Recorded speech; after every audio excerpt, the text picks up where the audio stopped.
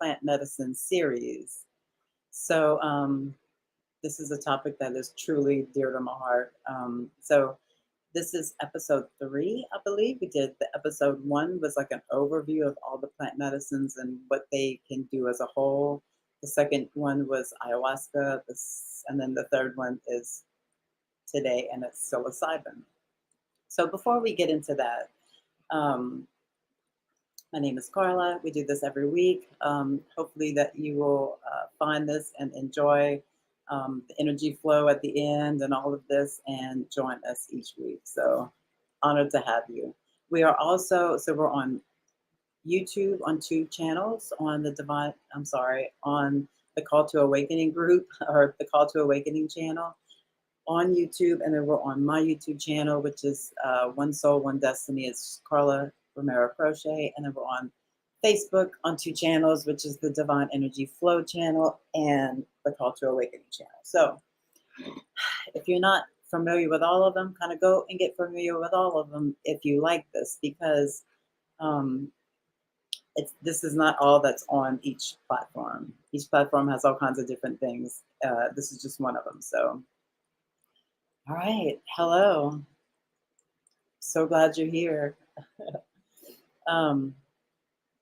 I guess we'll just get started. So, psilocybin is the plant medicine that we're talking about today. And I'm going to cross my legs and get comfortable because this is the one that's dearest, probably dearest to my heart. I can't really say that. They're all really dear to my heart, but this is the one that I work with the most. So psilocybin is contained in mushrooms, right? So you've heard magic mushrooms. Well, there's a reason why they're called magic mushrooms. But I'll tell you first of all, so there are many mushrooms in the world that contain psilocybin. You can find them in any pasture all over the world. They're everywhere.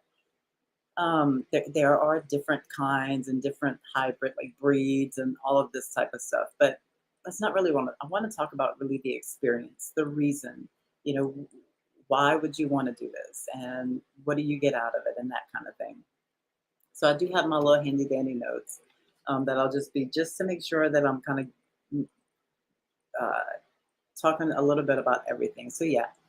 Psilocybin now and has been for a few years, I'm not sure how long, but has been and is now used in clinical treatment, like not trials, not to see if it works, but it works and they're treating people with it. So literally, the same thing that you would find in the magic mushrooms is what's helping people with their depression, anxiety, PTSD, sometimes addiction issues, whatever. Type of issues like that, as well as healthy people that don't really have those issues. It's wonderful for healthy people as well because it expands your mind. Just like all of these medicines, I'm going to say it expands your consciousness because that's the bottom line, is that's what it really does. But they all work in sort of different ways and they all kind of do something different. They all have their unique.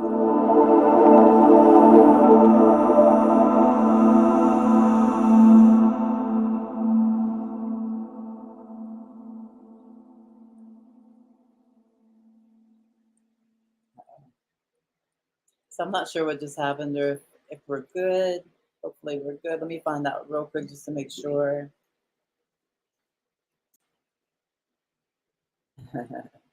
Okay.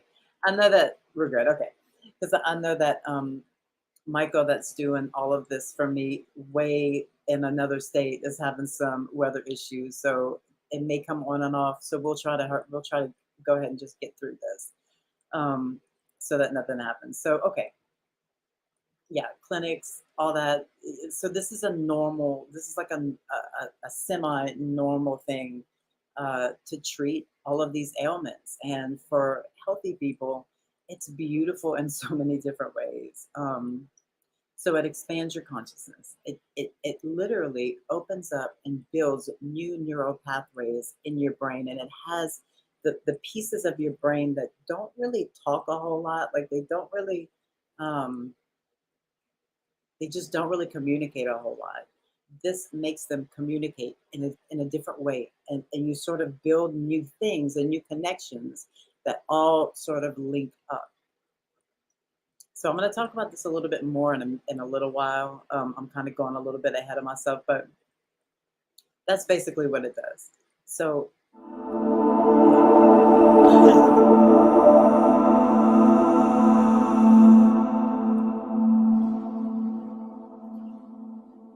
I'm not sure if y'all keep seeing this too, or if it's just me.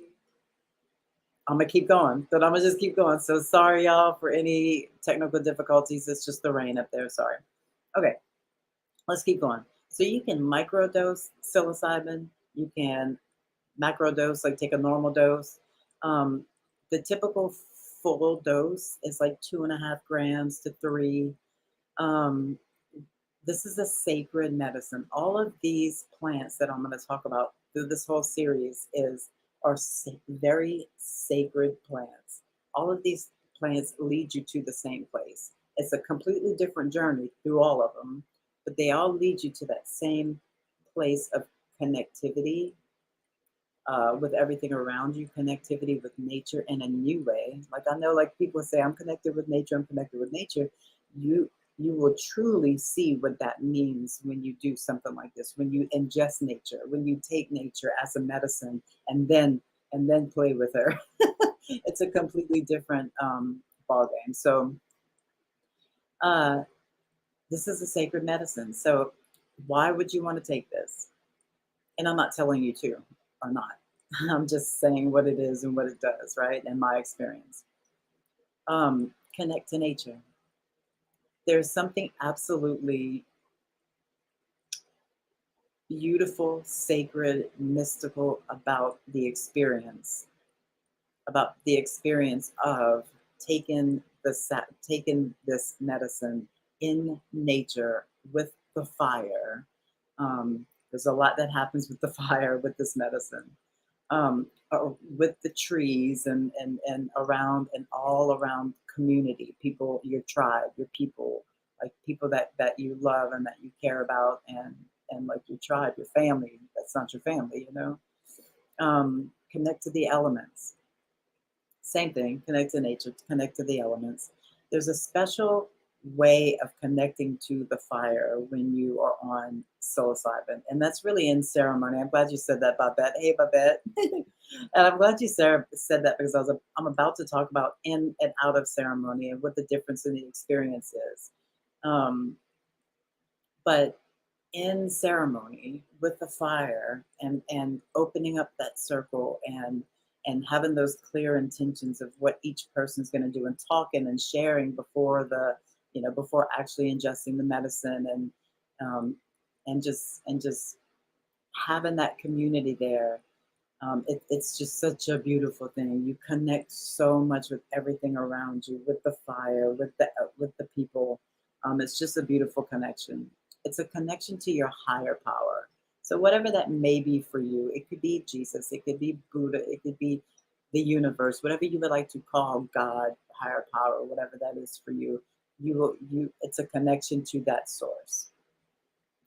Um, of course, helps with depression, anxiety, and all of those things. You'll feel that from the first time. I mean, like you can't kind of go back from this stuff.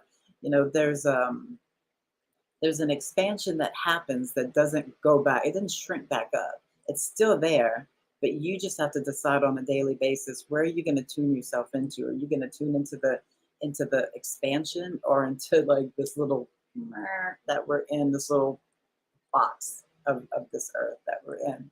Yeah, this is just such a little tiny piece of it. Um, Learn more about your personal power. Oh my God, this is such a big one. Until I started doing psilocybin in ceremony, I didn't know my personal power. And like, I mean, other plant medicines have shown me here and this and this and that a little bit, but when you really dedicate yourself to one medicine, and this is what I've done with psilocybin in the last few months. I've really dedicated my heart, my spirit, and everything to working with this medicine. Um, and when you do that, it communicates you with in a different way. Okay. And I'm going to talk about this in a second when it comes to recreational versus ceremonial sort of use. Um, so yeah, learning more about your personal power, unprogramming yourself. Psilocybin, especially in ceremony. All of this is going to really be about in ceremony until I tell you about the recreational part. But most of it, all of the magic comes from the ceremonies. So unprogramming yourself, it's sort of a rewilding process, completely a rewilding process. You go back to the fire, you go back to the outside, you go back and lay back on the dirt. You have your hands on mama, on Pachamama. You have, you have bugs crawling on you. Like it's all good. Like, yeah, no, that sounded gross probably a couple of years ago when I first started doing this, like, bugs. But no, like the bugs are just a piece of you. It's all a piece of you. Like, don't, we had spiders, we had all kinds of crazy things this weekend all around us, but none of it was bothering us. That's another thing about ceremony. It's almost like the animals and everything respect the space. You're out on a huge piece of land with hogs and alligators in places and all kinds of things, and none of it messes with you because you've set your intention. I feel like when you set your intention and respect the land, they don't mess with you either, including the bugs and mosquitoes. Like there should be so many mosquito bites on me so many times, and there's just not. They just don't bite you. You're just a piece of it all. Okay. So it's like a rewilding, going back to your natural state. Okay. I want to talk about a lot more. I want to talk about this a lot more when I get to ceremony. So yeah. Here we go. In and out of ceremony. So outside of ceremony, everyone will probably say, everyone I know has done mushrooms out of ceremony, recreational, when they were a teenager, even maybe in their 20s or whatever. Maybe even now, and it's fine. Like there's nothing wrong with it. All of it's beautiful. It's like the most beautiful medicine ever, no matter where it's at or how you're doing it. To me, in my experience. Um, but outside of ceremony, it's more of like a fun vibe. It's the children. The mushrooms are the babies. They're the children. So it's like a fun, giddy, everything is beautiful and bright and different vibe, right? And it's more of an external, like you're kind of like having fun with other stuff. Well, in ceremony, and intention is everything. In ceremony, it's completely opposite where it's more of an internal thing. You're digging deep into your own spirit, into your own body, into your own self. Um, and then at the end of the ceremony, then there's the community aspect where you're talking and you're kind of like cuddled up and huddled up with everybody, and it's like love you, love you, love you. It's all that kind of stuff, right?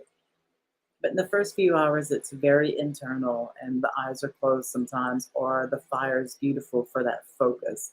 When you start to focus on the fire will start to talk to you. Not literally in words, obviously, but it'll show you things through its movements. And then you'll start to learn how to work with the fire and how to move with it and sway with it and dance with it, and you'll see it doing it as well. It's really a powerful connection to nature. And the fire also it's a beautiful transmitter. It's a transmutation.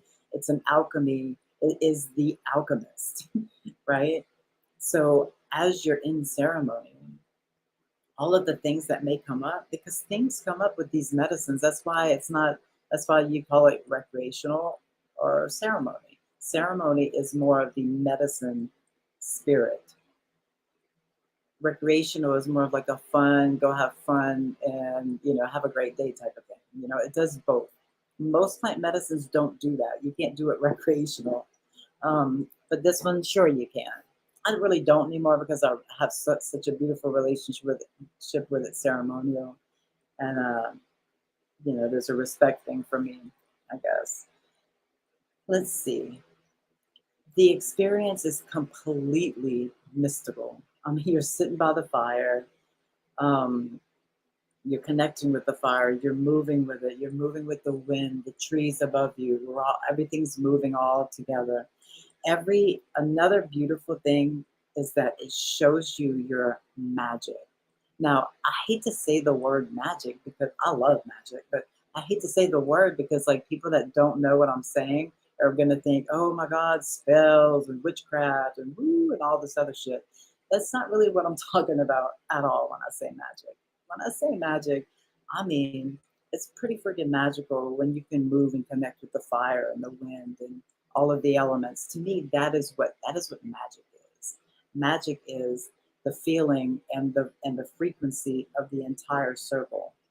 But when the whole circle is just completely connected through heart, through spirit, through the medicine, um, it's just such a beautiful thing. It takes you deep. It gives you lessons. It teaches you lessons through vibration. It teaches you lessons through energy. It teaches you lessons through telepathy. It may teach other people lessons through other ways. But, I don't know. Um, Teaches you how to move energy. First 5 or so ceremonies, I threw up the whole time. I was completely just vulnerable, throwing up, purging the whole time, like I was purging for years of stuff. I didn't know even know it was happening. All of a sudden, I put myself in the right, I set my intention differently to be able to move my energy differently. And since then, I've never purged on this medicine. And it's just a trip how you can really talk to it and ask it and let it know what you want. And if it's the right thing for you, it'll make it happen. That's what will happen. It's been happening for me ever since. It's really beautiful.